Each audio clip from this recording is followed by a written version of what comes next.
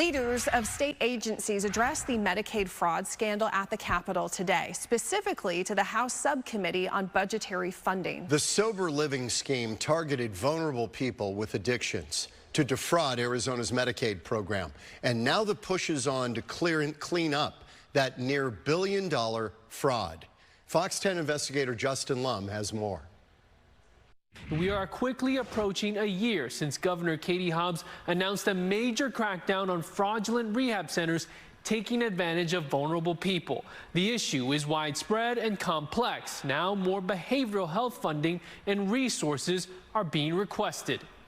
Carmen Heredia, the executive deputy director of Arizona's Medicaid agency, revealed new details of blatant access fraud. As we've assisted people that have been victims of these schemes, they've now self-reported that they are not, in fact, American Indian and that they were asked to enroll as such by bad actors.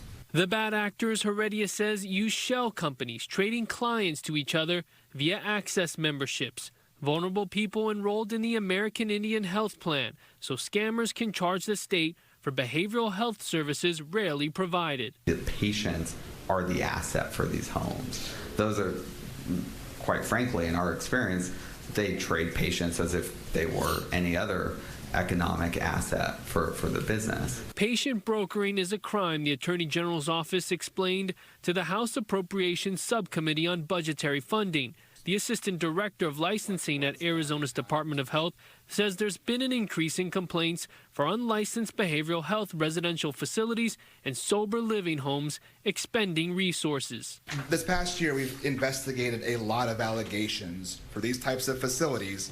For all these unlicensed sober living homes, we go on site and we can't license them.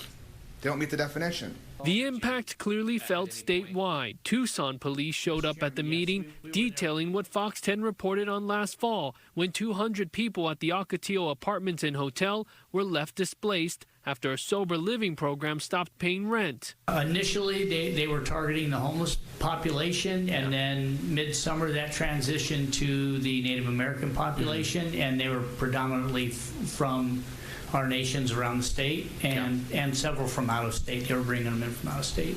The provider responsible had been suspended by Access, no longer being reimbursed for services. Out of the 300+ suspensions, some providers say appeals take months. But there are a lot of legitimate providers that we need to move forward. We need to be able to have our due process. Matt Gress asked the head of Access if the agency meets with providers to show Medicaid fraud allegations they face outside of a suspension letter.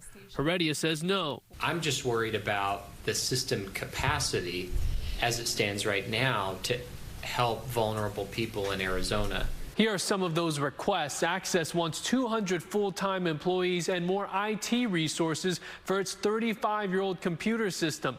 The AGO wants to add 6 full-time employees. For more of our coverage on the sober living crisis, head to fox10phoenix.com/soberliving. I'm Justin Lum for Fox 10 Investigates.